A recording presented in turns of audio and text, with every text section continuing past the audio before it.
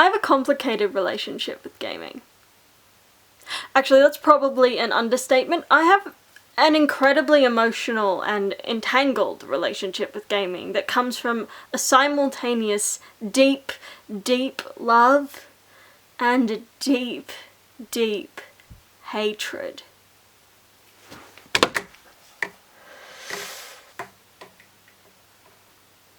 I've never been one to describe myself as a gamer.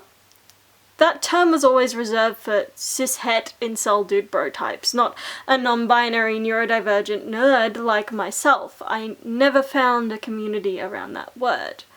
But games always have been a really integral part of my life. Board and card games in particular were such a strong part of how I learned to socialize as a small. Their competitive nature, need for strategy, built-in sense of anticipation and constant feedback were exactly what I needed to engage this very, very ADHD brain. That shit is rare. On top of that though, I needed others to play with me. So here we have a dual benefit. Not only are board games and card games drawing me out from behind the giant stack of books that I would isolate myself behind to actually socialize with other human beings, but there's a boundary being drawn that I don't actually have total control of. I need others to play with me. A boundary I resent at times, but is ultimately really good for me. To this day, playing board, card, and tabletop role-playing games is still one of my favourite things to do. And then we have video games. For most of my childhood, I didn't have access to very many of these. My family didn't have the kind of disposable income that meant we could have lots of consoles in and around the place, and there was much less likelihood of a video game being passed down than board games. So we had my dad's Game Boy Pocket, with Super Mario Land and only Super Mario Land. This was in the days before there was a save function, so the only way to get through that game was to play it all from start to finish, without messing up, without the battery dying, without Mum calling me to go do something. I never finished that game. To be honest, I was pretty crap. My small child fingers and general lack of coordination meant that I kept falling down gaps I shouldn't have been falling down. And we were playing on a handheld console that didn't really hold battery life too well, whether due to age, mistreatment, I don't know, but there was always a very good chance of the whole thing shutting off mid-session. That's where I got my anxiety. I don't know where I got my anxiety from, but that would make sense.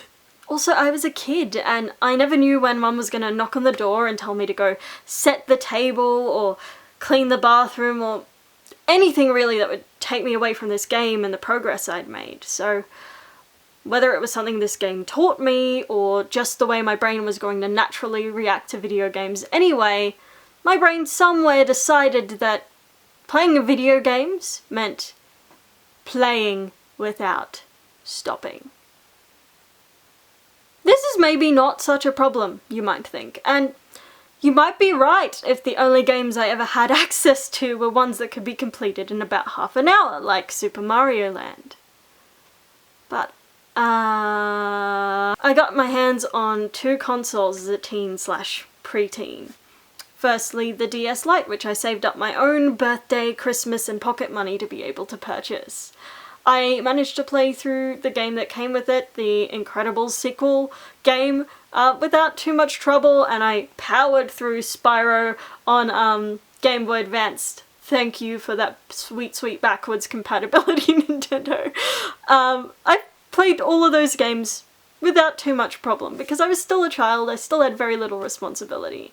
And I got the PS2, this big chonker one, I don't know if you can see it, yeah, it's barely in frame, but that big chonker of a PS2, which wasn't really too much of a problem because I was mostly using it to play party games like SingStar and Buzz. The best SingStar game, by the way, is SingStar Hottest Hits, followed closely by SingStar Queen and SingStar Rock Ballads, and SingStar 80s, and SingStar Pop Hits, and SingStar... These games didn't cause me too much trouble because they were really in the same camp as the board games and the card games were. No fun to play on my own. But there were some other games that led me to make a rather drastic decision. I banned myself from video games. Crash Mind Over Mutant was notable for the fact that I missed 2 whole days of school to play it. Super Mario Bros. Was a game I absolutely could not put down until I 100%ed. Mario Kart was a game I initially treated like a party game, mostly just using the multiplayer function to absolutely destroy my cousins. But then I discovered that you got stars on your name depending on if you can consistently get that rank in every cup, and I was late to a number of uni assignments playing this game. These happened at different points in my life because I kept banning and unbanning myself from games. I would tell myself that this time it's gonna be different, and it wouldn't be. It's not just these 3 games that I've banned and unbanned myself from. Like, rather recently, like within the last few weeks, I decided I'm sure it'll be fine if I revisit Plants vs. Zombies.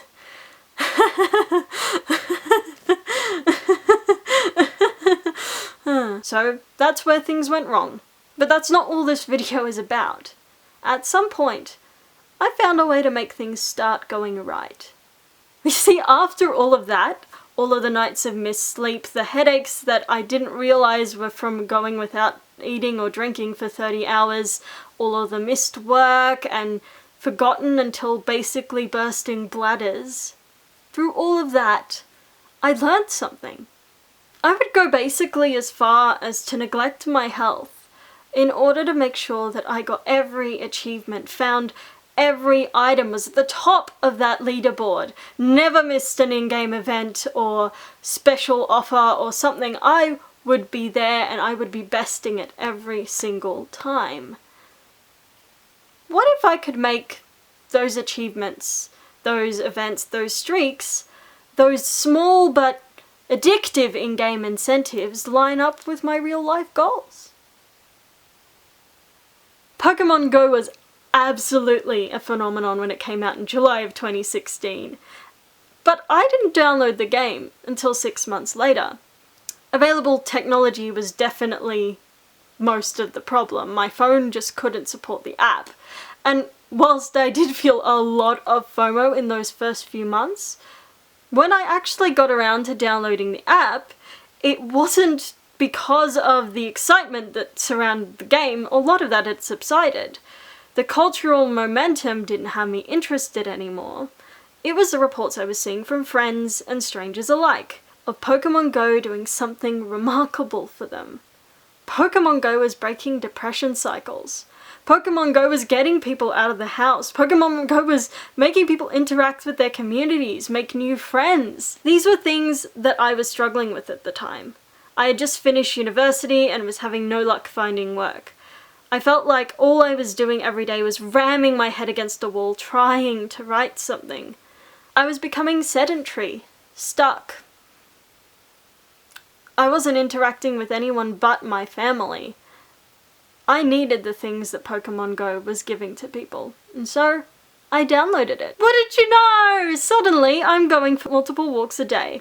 I'm joining folks in my local community for raids, and I finally have a hobby that isn't work adjacent. It works for a really long time. I do lose interest at points, but I always know that it's there in case I need any extra motivation with the things that I needed. And I tend to keep it up for significant periods of time even after dropping the game. So that's it. Was all of this just to talk about what people already know about Pokemon Go? Basically one of the most talked about and most successful games of the last decade? Of course not. By the way, Shuckle is the best Pokemon. I'm happy to make a video defending that, but I just thought you should know while we're on the subject, because we're about to get off the subject. But Shuckle, for the win. Love you, my little rock bug boy. Love you. This is not just about Pokemon Go. It's the example I use first because it is the tool I use that is most conventionally thought of as a game. But there are other things that use the same concepts that exist within video games to help me reach my life goals. This concept, by the way, is called gamification, and it's the taking of elements of video games like XP or achievements, anything like that, to apply to Oh, actually, normally it's a marketing technique, to be quite honest. People use it to get you to stay addicted to their apps, and it definitely works. But if you can apply it to your own life in areas that you want to encourage, it does some good things. We all know that I have a bit of an unhealthy obsession with the owl, but Duolingo is actually one of the best examples of this. It's taking a task that most people find a bit too big, a bit scary, and helping to make it something you want to come back to every day, and giving you all of those incentives and breaking it down into levels so that the massive task of learning a language seems more accessible. Duolingo even goes as far as pitting you up against other language learners in potentially a contentious update to the app. But I can tell you, my god, did I rack up an astonishing amount of XP the week that I was going for that legendary achievement. Like, this shit definitely works. Perhaps the most important part of Duolingo's gameplay are the streaks, which basically make sure that you come back every day and continue building on your language practice. For some people that can feel obligatory, but if I didn't have that obligation, I would have probably abandoned learning Spanish years ago. And yes, I got the legendary achievement, and yes, I'm super proud of it. Next to completing the tree! I've been able to gamify other aspects of my life too. I'm in a writing group that utilizes Winnie the Writing Bot to pit other writers against each other in a battle for the words. Basically, you try to see who can write the most in a given period of time. Winnie also has a built-in reward system, the Raptors. You are randomly awarded a raptor for participating in wars, but you get one guaranteed if you meet your goal at the end of the day. I was gonna share this screenshot where I was firmly on top of the raptor leaderboard, but I feel like I should be honest and share this one instead, which is from today, where I am firmly in second place. Yeah, no hate for Karen. We've been sharing 1 and 2, flipping back and forth for ages. Like, it's a known thing that one of us is going to be 1 and one of us is going to be 2. But definitely hate for Brisbane. We're coming for you. But there really isn't much in my life that I haven't found some way to gamify. Even my very specific goal setting and goal keeping use the same principles as this. My goals are basically achievements to unlock, and there are very measurable outcomes on the way to getting me there. This is why I don't like resolutions, they're too vague and open, but having a clear goal like read 20 books is measurable, and I can put things on a chart and track my way towards it. And I use other tools to help me get there as well. Phone apps like Ella and Music Tutor gamify my sight reading practice, and Habitica helps me gamify my to-do list. I know my brain thrives on this kind of structure and stimulation, so why wouldn't I use that for good? And maybe, just maybe, if I point my brain in the right direction enough, I'll achieve the kind of balance I need to crack open this brand new Nintendo Switch and play some sweet, sweet Zelda without a hint of shame or fear that I'd neglect all of the other things in my life.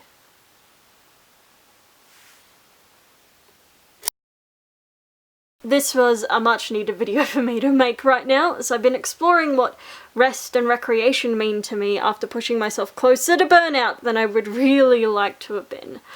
I'm also exploring through song, so make sure you're subscribed for that, and thanks to my incredible patrons for supporting me to make this and other awesome things. You are well and truly the best.